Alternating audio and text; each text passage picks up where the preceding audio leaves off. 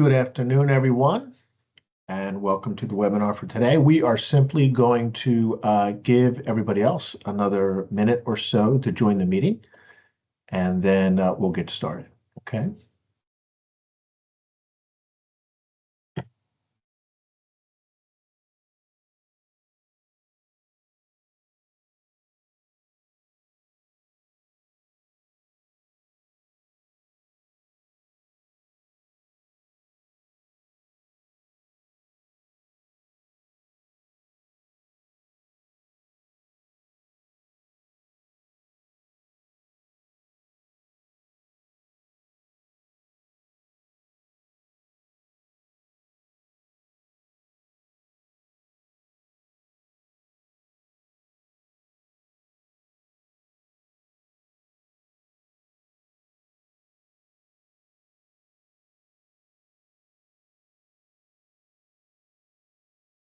Okay, so we'll give everybody a minute to join. We're going to get started here now, and let's get to it. So just want to thank everybody for joining our webinar today. We have a topic of how to prevent theft of your data, your money, and your reputation. Really trying to find out, is your business data truly secure? And that's what we're after today. This webinar is brought to you by both KPInterface and MyOfficeOps. So to start off, we're going to do quick introductions of who we are on the call today. I have myself, Brian Piquel. We also have Steve Rickle as well. So basically who I am, I'm the founder of KPInterface. I've been an advisor to the small business market for about 30 years now. Founded KPI in 2006 to really help small businesses grow with the right IT strategies and recognized in various places, especially throughout the Philadelphia market. Again, it's not just tech talk you're going to get from me or KPI. It's going to be tech in light of business. So having built this business and grown it for the last 20 years, I have a pretty good idea of what it takes and what the priorities are in business. And technology is a major part of that, but it certainly has its place. My background is kind of diverse, with a stint in the seminary to become a priest at one time, and then turned network engineer when I left, and then eventually into business management and as a business entrepreneur now as well.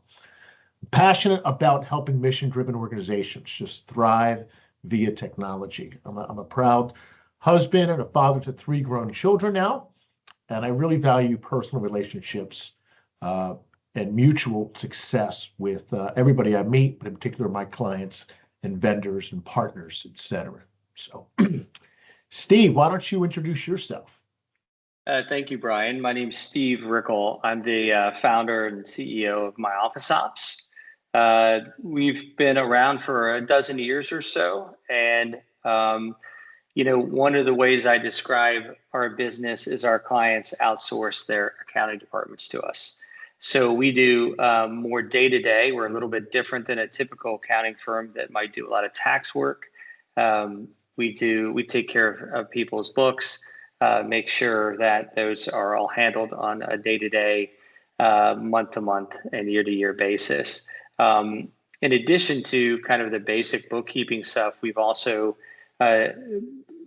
do some consulting, including a lot of CFO work.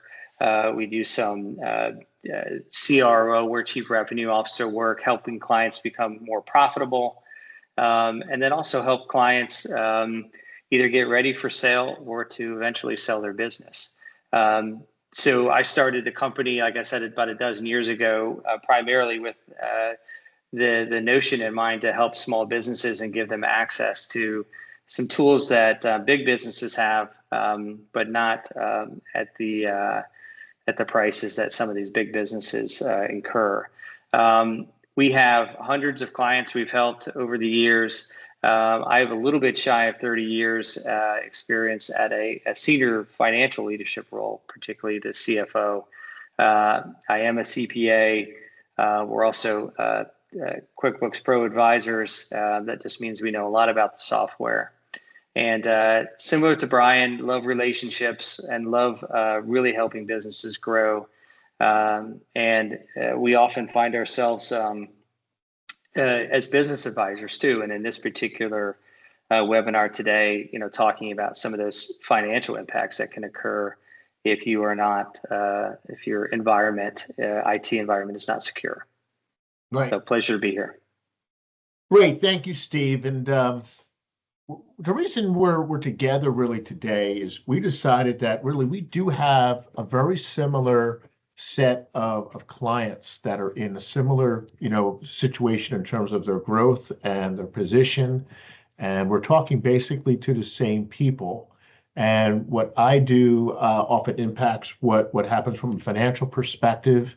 And of course, the finances often drive technology decisions as well. So Steve and I thought, hey, let's get together and let's start working towards bringing some content that we think would be beneficial to the same types of clients we both have. So our shared mission is really to bring that to you, protecting what matters most to you, which is your business and business integrity. Obviously, the CFO role handles your financial data, but a strong financial strategy really must be matched with a strong technology strategy. I've seen it since I've been in business, 25, almost 30 years ago now. The role technology, as we all know, has played, has completely changed the dynamic of everything we do in business. The partnership brings both perspectives to the table. So you get a complementary approach to what we're talking about in these webinars. And this webinar is really driven towards talking about, hey, making sure that, you protect yourself from those possible weak links that could really impact your business in a negative manner and really protecting your business. So we're happy to partner with MyOfficeOps, not only today, but going forward as well on these important conversations. So why is this topic important? Really because your business is your most valuable asset, most likely. If you are a small to mid-sized business owner, chances are that your business is more valuable, or potentially more valuable at least, than your house, your investments, etc. You cannot afford to lose it or put it at risk. And one of the greatest threats we have is a cybersecurity breach with the repercussions that also come from that. So that's really why we're talking about this. Also, because that threat that we talk about, and I know we've heard about it for the last 5 years or so, but the threat remains real. I put up here in this slide a couple of examples and some data points that point to the fact that the threat is real. Bloomberg reported that cybersecurity breaches are increasing business insolvency risks. So it's gone from, hey, it's going to impact us financially to some degree with a ransom payment or something, to or maybe an outage or something, to insolvency. So that's kind of changed the dynamic there. 47% of U.S. firms suffer data breach resulting in severe financial loss. That's just, again, these are all from this year or the last 18 months. Now, 99% of U.S. firms are considered small to mid-sized businesses, so 500 people or less. So that's who's being impacted, and half of them are being impacted with severe financial loss. And then what's the average cost? I've seen this tick up over the years, but now IBM is reporting that it's nearly $5 million in terms of all the aspects of the impact of a breach. So down below are just some incidents, things that hit home. One was a firm in Baltimore that had an issue with a bankruptcy. But Power School was another interesting one, which I know my kids have used in high school. But these things are closer to home than we probably appreciate. So I'm going to let Steve talk a little bit now about the concerns from a fractional CFO in terms of what these repercussions could be. Yeah, thanks, Brian. And one of these things when I was thinking about some of these items is I really decided to draw from things that I've observed in my career, and certainly in the last, they've been more prevalent in the last, I was going to say 10 years, probably 5 years. And we actually see these actual breaches or threats from that maybe our clients might experience, or maybe their clients, right? We hear about this, and we have some sort of direct or front row seat to it. The first thing is a direct financial theft, right? So imagine someone just coming in, being able to get access, and all of these things are happening, I should preface, because there's some gap or crack in your IT security. They're able to get in to your emails, get into your systems, and it's all because what you have set up is insufficient to deter these things. So direct financial theft, this is someone that may come in, identify what an ID credentials are to banking, to your bank accounts, and just go in and move money. They could do that through some of these other apps. Think about Venmo or PayPal or some of these other apps, cash apps as well. They could get access to your vendor and your payment systems as well, your vendor and your payroll systems. So one of the things that you could do with that is make sure you have things like multi-factor authentication, right? You log in and then a code is sent to your phone, which only you possess, or some other fob or something that the bank provides you. So that's a good way to prevent some of these things. Fraudulent vendor and payroll schemes. These would be something like I'll give you real world examples. We see this all the time. You get an email that looks like it's from an employee that says they want to change their direct deposit. And so your employee engages with them and is able to get new payroll, direct deposit information, change it in the system, and that next payroll goes to the fraudster and not to your employee. Regulatory fines and penalties. This is kind of something a lot of people don't think about, but I'll give an example of credit cards, right? So if you handle credit cards from your customers, there's certain things you have to follow, processes to protect that data. And let's say someone comes in and steals that credit card information, and you have not followed, you're not compliant, then that regulator can come in and assess fines and penalties to you. And that's another layer, because it becomes known, right, that you had a breach of credit card information. Litigation and legal settlements. So imagine that someone has not stolen your data, but maybe some of your customers' data. That customer then suffers some sort of loss, and they sue you for that. So there's legal costs that are involved with this as well. As it trickles down, it can expand and not just be confined to your organization. The next thing is insurance gaps or premium increases. So if there are policies called, they're basically cyber insurance policies to protect against when these incidents happen. If you don't have a cyber insurance policy, I encourage you to look into them with your broker. And if you do have cyber insurance, I encourage you to make sure you understand what it covers and doesn't cover. Make sure you understand what your deductible is. Make sure you understand, does it cover if one of my employees was negligent versus we did everything correctly? So I think this goes into the next slide, and just we have 5 more here.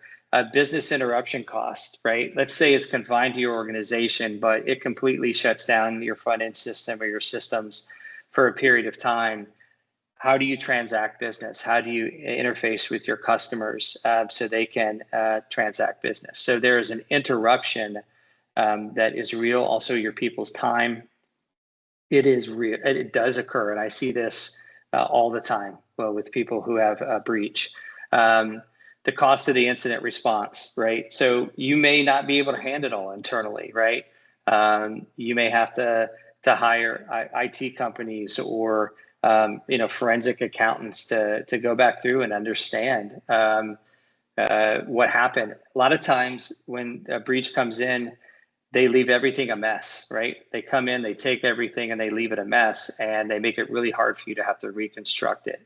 So there's a cost to reconstruct it for outside consultants. Intellectual property, trade secrets. Maybe you have a business where you have things that you don't want to that are privy to your business and help you differentiate yourself. And now those either become public or they are taken by other people. I will add again on this intellectual property is your client's data. Like you may store some of your client's data. You have to protect that as well as you protect your own. Credit and lending. People, you hear this all the time from a personal standpoint, but people stealing someone's identity and then going out and taking credit in their name. People don't often think about business credit, right? You have as a business, there's a business credit that you have, and someone can pretend to be your company. If they've gone in and gotten the necessary documents, they can pretend to be you and go secure credit in your name, a lot of times without you knowing for a while. And then the last thing is just reputational damage, right? A lot of times, as you've seen, Brian picked out 5 things. Why did he pick out those 5 things? Because they were in the news, they were in the media. And so your name and your company name will be in the media. And, people will be like, do I really want to be your customer? I don't know how safe my data is. And it takes a while to restore that reputation. So those are some things, again, that I've seen, I've visibly observed, and they can happen. And everybody that's happened to never thought it could happen to them. Yeah, no doubt, David. And being a cybersecurity remediation firm, I can tell you that we've had to deal with these issues from time to time, and it is really stressful and no fun for the businesses going through it. And they now, companies that we've helped through that, now have protections in place they never had it before, and they take it with the seriousness they never did before. So thanks for sharing all of that from a financial and business perspective, because that's really what we're talking about here, protecting. When we talk about cyber stuff and tech stuff, we're talking about really protecting you from these situations. So again, why is it important? Because small businesses are top targets. And why are they top targets? Well, there's 3 main reasons. One, because for a lot of small businesses, they're so busy with selling, delivering, and doing accounting and HR and management that sometimes cybersecurity isn't a priority, either in terms of their time or their budget. Secondly, even if it is a priority, it's not often applied or implemented properly. So that's a second concern. And the third thing is, well, hackers know that. They know small businesses have those 2 issues to deal with. So they're going to attack you regardless because they know you're more susceptible. So just to mention about what some of the top cybersecurity threats are today, and these are some of these are obvious, some of these are not.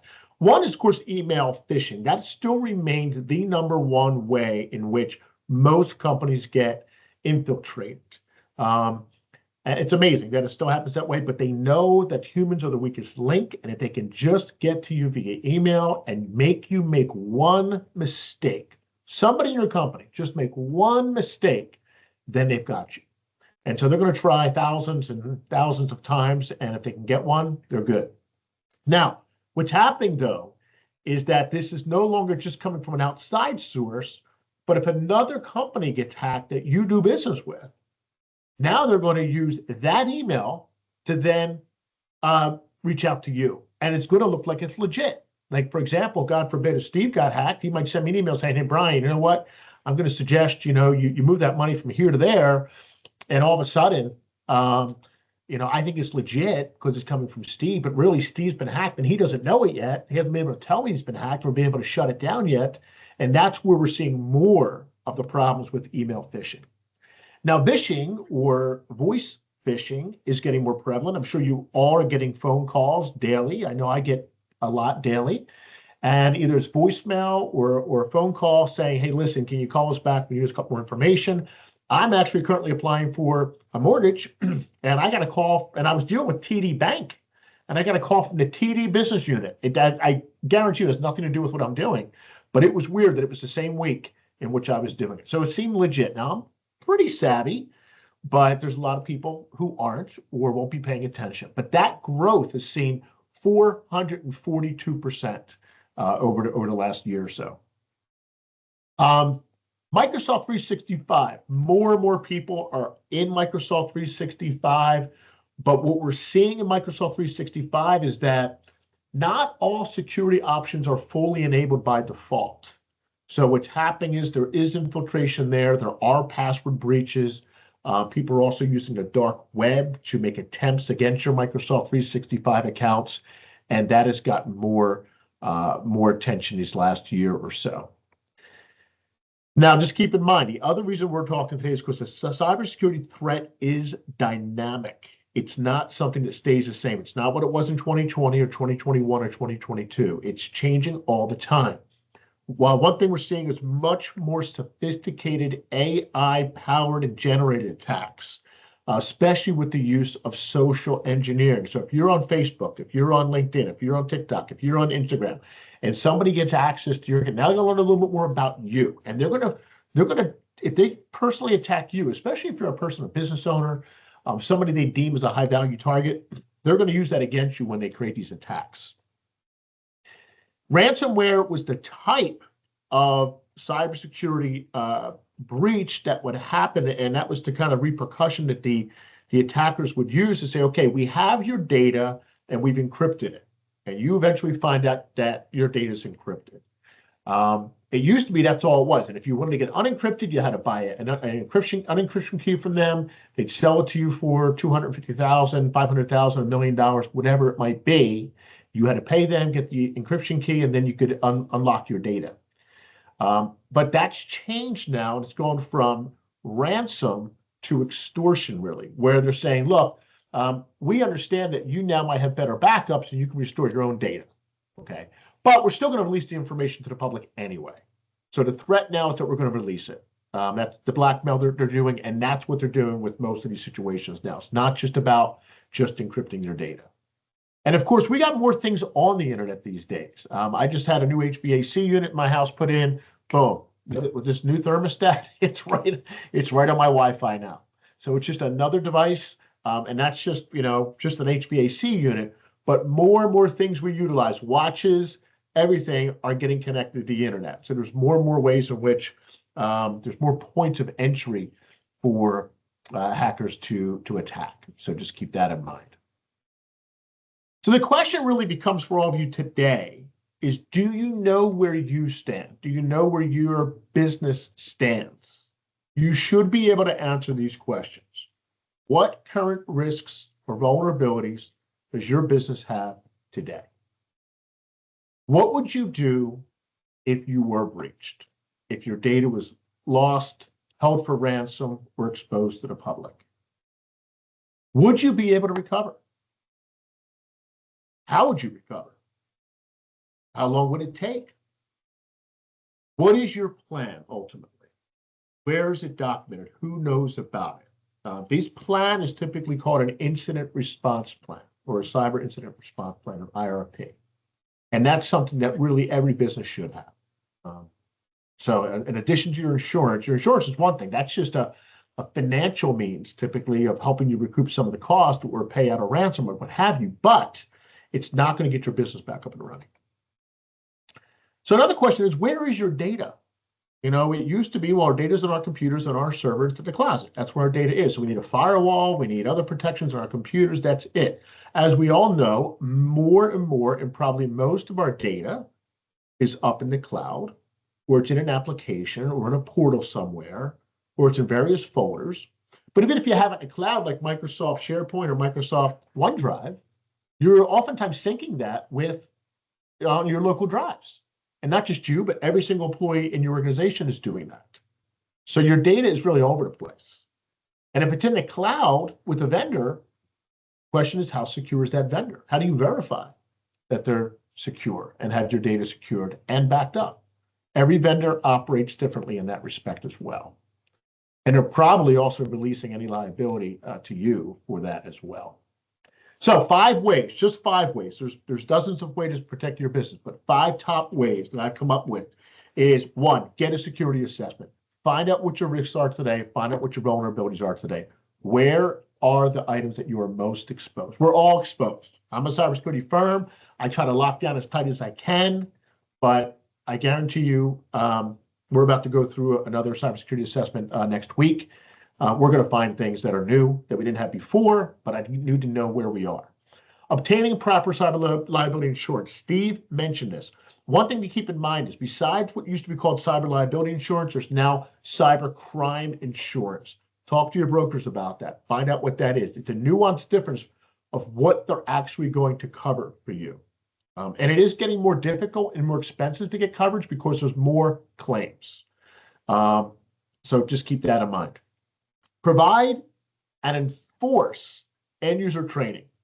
So a lot of companies now have done something with cyber awareness training for their employees, but I know firsthand because I work with hundreds of companies that not all of them enforce it. So they have it, but half of them haven't taken the training, and that's a concern. Enable and enforce proper credential security. So password manager to create and store passwords and multi-factor authentication, critical. And again, enforcing the usage of that. You might have something for your employees, but only 22% of your employees actually use it. Set up privilege access management and app control. What this means is a lot of us in businesses have admin rights to our computers, which means we can install anything. But if we get infiltrated by a hacker, that means they can install or change anything as well. So we recommend move everybody to a user and prevent the ability to easily install applications that will then be able to monitor you and get more data from you or install on other computers. Get that in place. That's a big way that a breach grows from one computer to throughout an organization. Understanding your current cybersecurity landscape. So in addition to the assessment, who's managing your cybersecurity? Is it somebody in your business? Are they qualified? Are they doing everything they should be doing? Is it another firm? Same thing with them. Are they qualified? Are they doing everything they should be doing? Again, back to the assessment. Who has access to all the data? At what level? Have you done an audit on that? Ideally, you want to take a zero trust approach. So nobody has access to anything, and then you open it up only to those people who need it where they need it. Other protections, I mentioned backups briefly, but that still remains critical. I don't know if you know this, but Microsoft 365 really isn't backed up by Microsoft, okay? They store the data for you, they have redundancy, but if it gets encrypted or if it gets deleted, there's a chance you're not getting that back. So you really want to back up Microsoft 365. As a matter of fact, they recommend you back up 365 with an additional third-party system. We talked about insurance, and of course, Steve also talked about compliance, whether that's, as he said, PCI compliance with taking credit cards, or you have HIPAA, or you have other types of compliance that you need to be have in place. Make sure you do that. Back to the insurance. Whatever you do, don't lie in your application. I've been asked by clients to lie on an application. And of course, we told them, no, we're not going to do it. You can do whatever you want, but we're not lying for you. We will be honest, because one thing, I'm not a lawyer, but I certainly wouldn't want to be held with either A, insurance fraud, or B, if you tell them you have certain things in place, like, yeah, we have multi-factor authentication throughout our environment, and then you don't and you get breached, they're not going to handle your claim anyway. So just keep that in mind. They deny a lot of cyber liability claims. So finally, one thing I'm going to offer to everybody who's on the call today is to get a cyber health checkup. Just get a brief assessment. We're not talking about a major, necessarily $20,000 penetration test, but we're offering today as part of this webinar a free, no risk, no obligation, no sales involved cyber health checkup. It'll take no more than an hour or two out of your time to just answer a few questions. We'll do a scan on your environment. We'll come back, present the findings, the recommendations, give you a little bit of a game plan of what to do from here, and that's it. And that's basically it. So, I mean, we typically do these for clients and prospects. It runs almost up to $1,000, but for your participation today on the call, we're willing to do it. You use that QR code there, and you can book time with me. I would say 30 minutes is ideal for the initial call. And then we'll have an hour-up call after the scan is completed. It takes about a week. So if we schedule it, so we did it today, we'd have a report by next Wednesday. And you would know where you stood, hopefully a lot better than you do today. And we'll also send a link to everybody who's on the webinar today as a means of also booking that time as well. So, any questions? Maddie, I don't know if you're seeing anything from your end, but if you have any, feel free. If anybody has any questions, and I should have mentioned this earlier, feel free just to drop something in the chat, and then we can go from there. Yeah, so can you hear me okay? Yep. Okay, so a couple questions we had are, how much cyber liability insurance should a company have? Steve, if you want to take that, you can. I can chime in a little bit on that, but go ahead. Yeah, so it's a good question. And I think that one of the things that you look at, and I think as it's, Brian's assessment, right, that he has offered, if you look at when you have to look at what is the cost, right, to get some of these things back up, what would you need to be insured for? I'll use the example of your car. It has a value. Say it's a $40,000 car. The maximum insurance you're really going to get is $40,000, at least on that property, right? But then what if your accident caused liability to other people, right? You would want to, that's why auto policies have liability. So cyber policy will look at all kinds of different losses. And I encourage you to kind of talk to your broker about it and see what the maximum amount is you can have. You certainly, it's like anything, the higher level of insurance, the more premiums you're going to pay.